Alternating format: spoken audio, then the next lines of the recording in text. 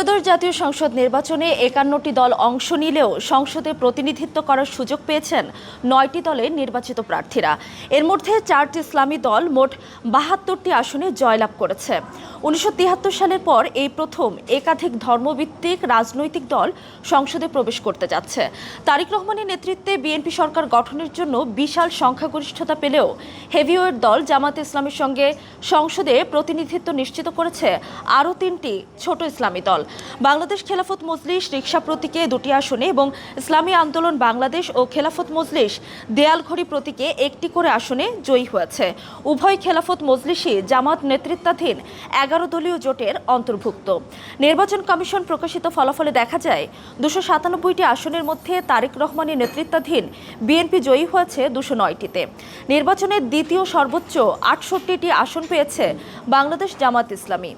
ভিম liquid এখন মাত্র ৫০ টাকা, তেল চর্বি পরিষ্কার করে এক ধোয়াতেই। এছাড়া ২০২৪ সালের জুলাই আগস্ট অভ্যুত্থানের পর গঠিত জাতীয় নাগরিক পার্টি এনসিপি ৬টি আসনে জয়লাভ করেছে। জামাতে ইসলামী বাংলাদেশ ছাড়াও ইসলামী ধারার আরও ৩টি দল ইসলামী আন্দোলন বাংলাদেশ, বাংলাদেশ খেলাফত মজলিস ও খেলাফত মজলিস মোট ৪টি আসনে জয় পেয়েছে। এর মধ্যে বাংলাদেশ খেলাফত মজলিস ২টি এবং অন্য ২টি দল ১টি করে আসনে জয়লাভ করেছে।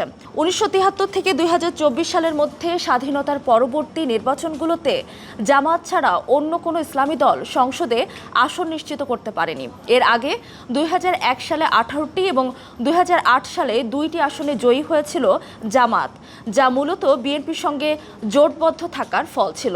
অন্যদিকে বাংলাদেশ তরিকত ফেডারেশন এবং ইসলামী ঐক্যজোটের মতো দলগুলো গত ৫ দশকের বেশি সময়ে একটি আসনও পায়নি।